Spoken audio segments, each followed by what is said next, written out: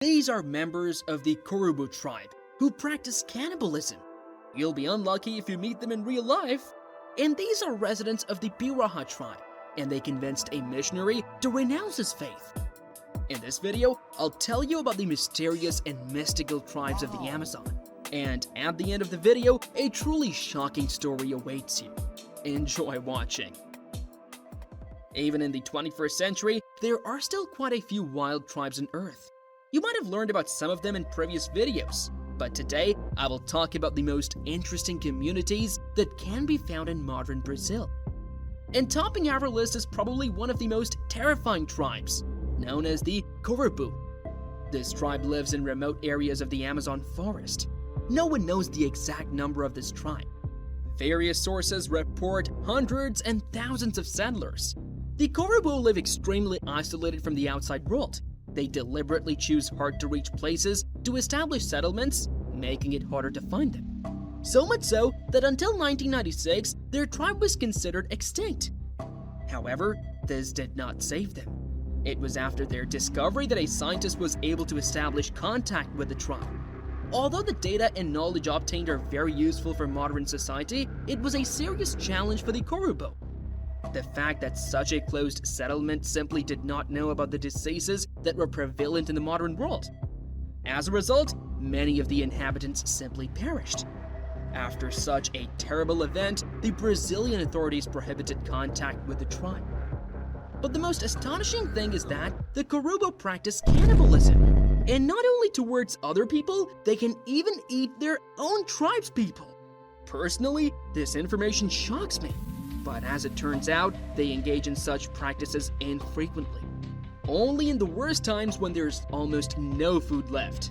Cannibalism is probably the only way to survive in such times, although this does not negate the horror of this act. Another amazing fact about this tribe is that the locals practice monogamous relationships, that is, with one partner. This fact is simply astonishing, as other tribes in the Amazon and around the world practice polygamy, multiple spouses. For an ancient people, this is especially strange, as the question arises, how did they survive it all? And the last mysterious tradition worth mentioning is the initiation rite for young men. To move up a level and become a fully adult, boys must spend a whole night alone in a cemetery. Come on, man. Honestly, it sounds like another popular blogger shooting his challenge, though it is quite a serious ritual. By the way, I found very interesting facts about all the Indians of the Amazon in America. As a result of numerous and complex studies, it was established that almost all tribes from these continents are actually originally from Siberia. You serious? Scientists believe that ancient settlers crossed the Bering Strait during the last ice age. At that time, the water could have frozen, making it easier to move from one continent to another. This fact is indicated by many different markers. For example, the genetic affiliation of Amazonian tribes to ancient Siberian people. Scientists have found several common chromosomes for these peoples. Moreover, this fact is also indicated by the linguistic analysis of the languages of the Indian and Amazonian tribes. Historians have discovered certain ancient patterns in the communication of settlers and Siberian peoples. This just amazes me, and once again proves that there are no barriers for humans. Here seems the Amondava Tribe. After all, these people literally live outside of time. What? How is this possible? Easily. In their language, there are simply no words that could reflect time. That is literally, they cannot say yesterday or today. It seems to me in modern society, in times of frantic pace of life and eternal deadlines, these people are the happiest on the planet. The world learned about this tribe in 1986. And then, people were just shocked at how few words there are in their speech. For example, residents of the tribe will not specify which body of water they discovered something near. They literally say, near the water. And all because these ancient people simply do not know other words. They don't know there are rivers, lakes, seas, or oceans. For them, there is only water. And the word shore is also absent in their lexicon. But what's most amazing is that in this tribe, to this day, they do not know how old anyone is. They don't even know when someone's birthday is. And when these people talk about events, they also don't say whether it was earlier or will be later. The residents themselves only change their names depending on the event. For example, when a new child is born in the family, the youngest children give them their name, while taking a new one for themselves. But the most astonishing thing is that scientists have long been trying to teach the inhabitants of Amondava other languages. They especially easily learn Portuguese.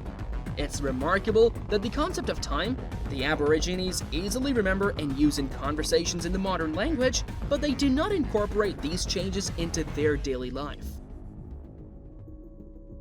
The Pirahã Tribe stood out by radically changing the worldview of a missionary with their lifestyle.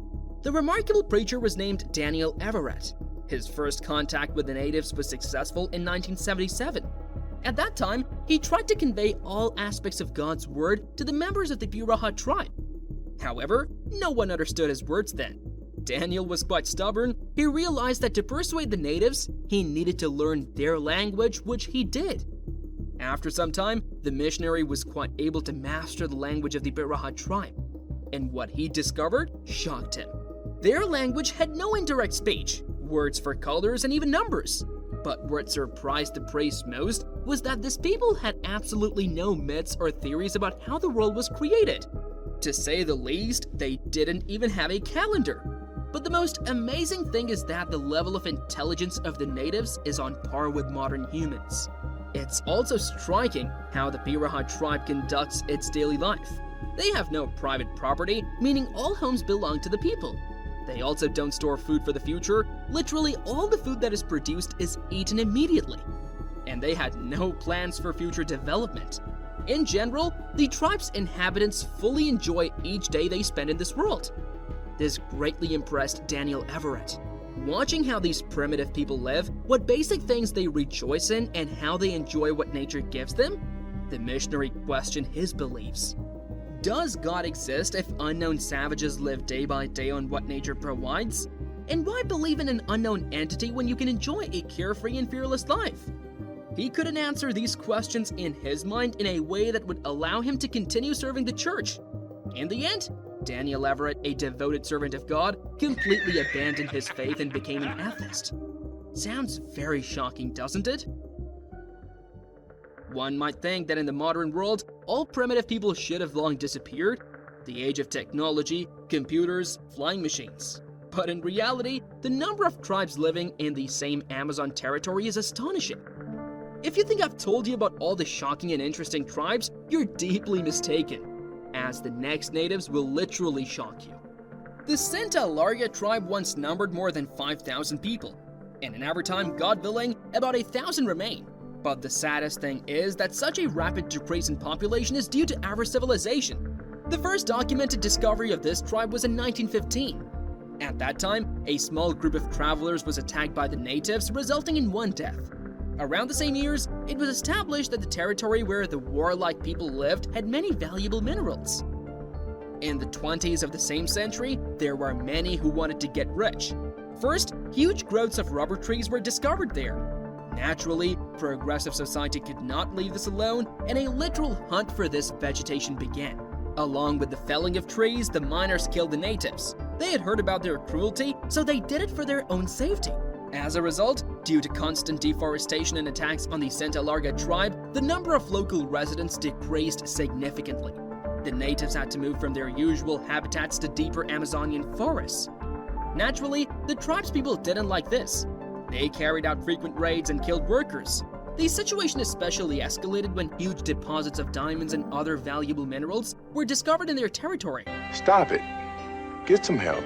The natives were even more disturbed by people who sought to get rich.